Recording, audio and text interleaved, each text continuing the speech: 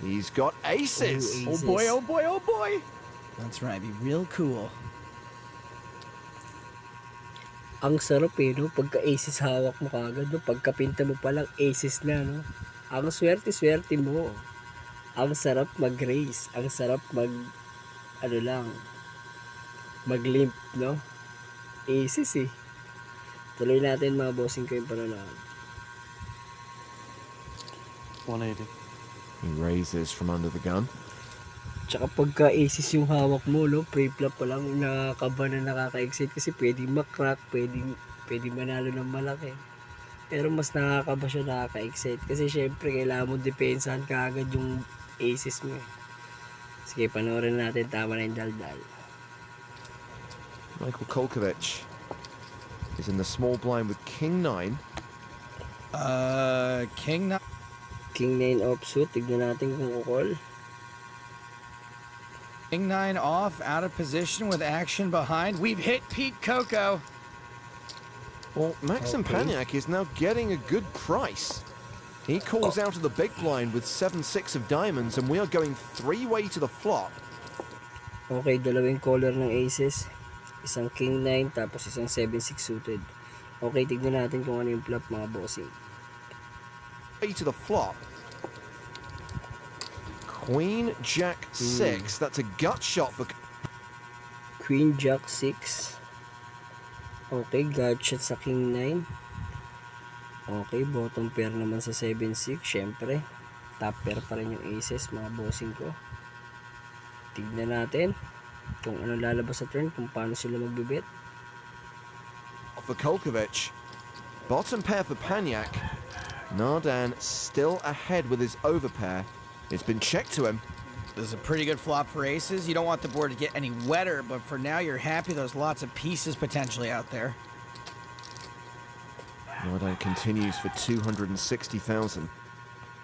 Napakaganda ng ginawa niya mga bossing ko, no? Continue, no? C-bet mga bossing ko.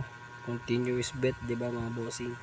Ayan, malaki. Siyempre, meron ng flop yan. Marami ng mga puro yan mga bossing ko, no? Pwedeng mabasag yung aces natin mga bossing ko.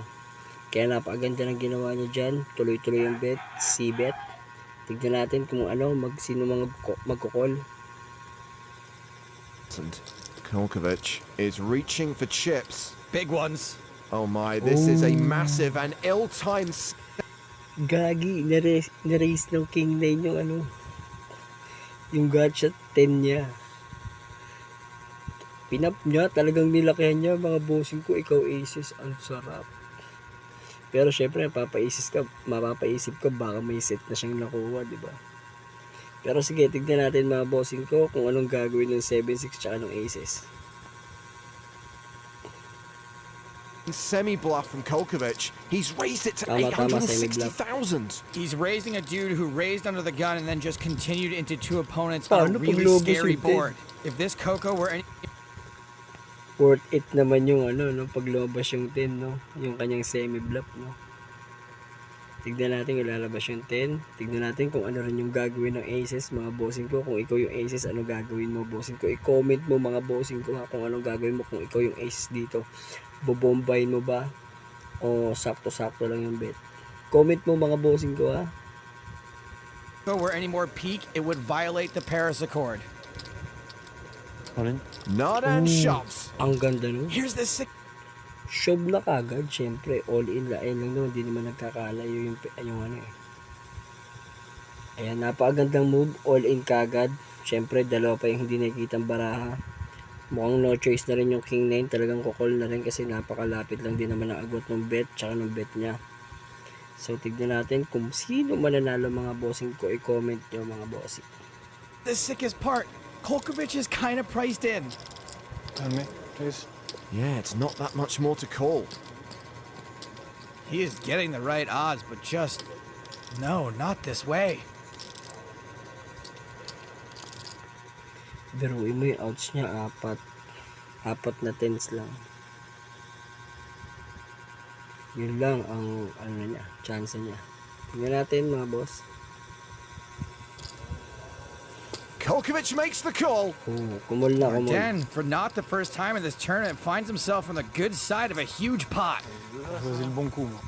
Kumul yung King 9 mga bossing. Tignan natin kung manalo ba yung King 9. Kung mabasag niya ba yung aces mga bossing ko. O kung tatagos ba yung aces natin mga bossing ko, no? Saan na yun? Nawala ah. Ayan, ayan. Hot. choisi le bon coup. moi. Yeah, king 9. And when two big stacks go to war, the short stack loves it. Napatawa rin siya sa pagkalugi itong baraya. Napatawa siya eh. Is it?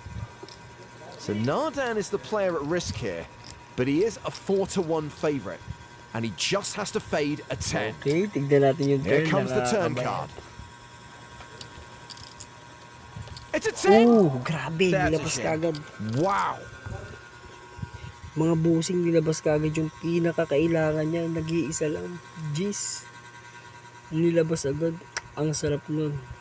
Tignan natin kung makakahit ba ng king yung aces mga bossing ko. No? King na lang yung outs niya mga bossing. May isa ng king dyan. King. Bali 3 king na lang yung outs nung aces. No? Tignan natin kung makakahabol pa. Now, Nardan can still make Napakaswerte a ng better king na yung mga straight. bossing ko. Grabe. He needs a king on the river to survive.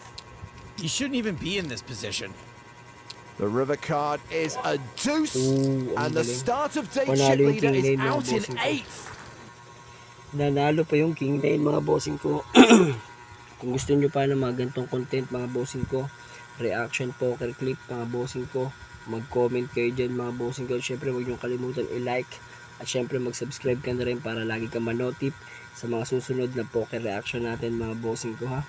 Tapusin na natin itong panonood mga bossing.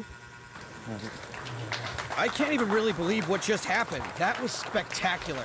Ang gandang laban ng mga boss.